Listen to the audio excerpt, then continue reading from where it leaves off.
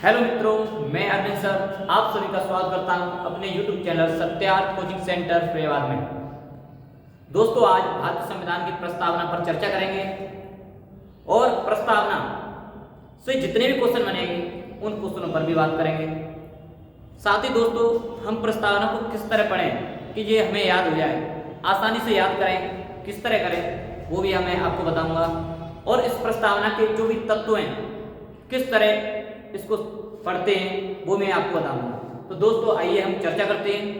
तो सबसे पहले हम प्रस्तावना पढ़ते हैं। हम भारत के लोग भारत को एक संपूर्ण प्रभुत्व संपन्न समाजवादी पंथनिरपेक्ष लोकतांत्रिक गणराज्य बनाने के लिए तथा उसके समस्त नागरिकों को सामाजिक, आर्थिक और राजनीतिक न्याय, विचार, अभिव्यक्ति, विश्वास, धर्म और उपासना की स्वतंत्रता, प्रतिष्ठा और अवसर की समता प्राप्त कराने के लिए तथा उन सब में व्यक्ति गरिमा और राष्ट्रीय एकता और अखंडता सुनिश्चित करने वाली बंधुता बढ़ाने के लिए दृढ़ संकल्प होकर अपनी इस संविधान सभा में आज तारीख 26 नवंबर 1949 ईस्वी मिति मार्गशीर्ष शुक्ल सप्तमी संवत 2006 ईस्वी संवत 2006 विक्रमी को एरद द्वारा इस संविधान को अंगीकृत, अधिनियमित और आत्मप्रकट करते हैं।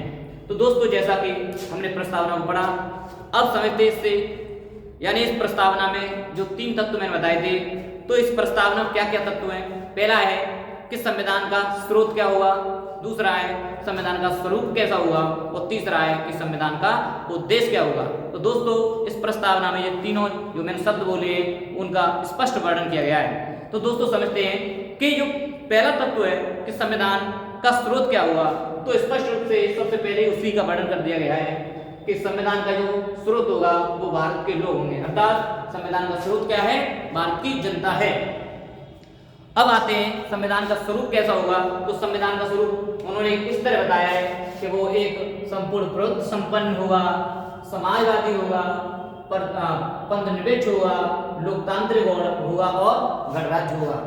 अब आइए दोस्तों, हम इसका उद्देश्य समझ सकते हैं। तो इसमें क्या उद्देश्य है, ये भारतीय संविधान यानी ये प्रस्तावना में संविधान का जो उद्देश्य दिया गया है, सभी बच्चों को, सभी लोगों को क्या क्या दिया गया है, सामाजिक, आर्थिक और राजनीतिक न्याय दिया गया है, यानी 3 प्रकार के न्यायों की व्यवस्था की गई है। साथ में 5 प्रकार की स्वतंत्रताओं का वर्णन किया गया है, विचार, व्यक्ति, विश्वास, धर्म और उपासना की स्वतंत्रता, और 2 प्रकार की जो समानता है उसको दर्शाया गया है। साथ में क्या क्या चीज दर्शाई गई है, व्यक्ति की गरिमा, राष्ट्र की एकता, अखंडता और बंधुता।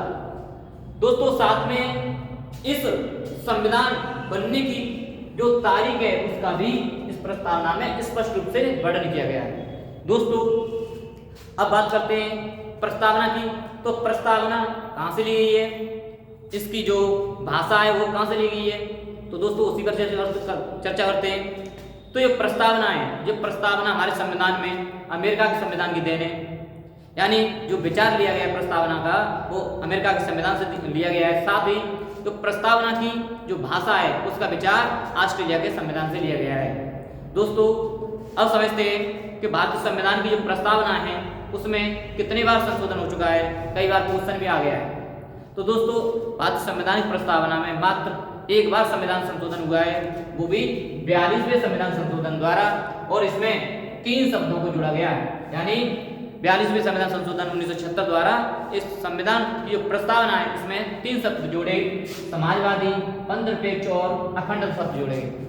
दोस्तों, प्रस्तावना को जो प्रस्तावना से और भी क्वेश्चन बनते हैं उन पर भी चर्चा करता हूं मैं।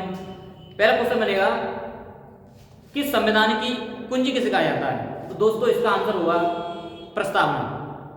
दूसरा क्वेश्चन बनेगा कि किस व्यक्ति ने यह कहा कि प्रस्तावना संविधान का परिचय पत्र है, तो दोस्तों ये N.A. पालकीवाला है, इन्होंने इसको संविधान का परिचय पत्र कहा। दोस्तों, अब मैं ये बताता हूं कि ये प्रस्तावना संविधान में कब जुड़ी, कैसे आई, ये विचार किसने दिया। तो दोस्तों, संविधान सभा की 3री बैठक में पंडित जवाहरलाल नेहरू द्वारा एक उद्देश्य प्रस्ताव प्रस्तुत किया गया, जिसे 22 जनवरी 1947 को सर्वसम्मति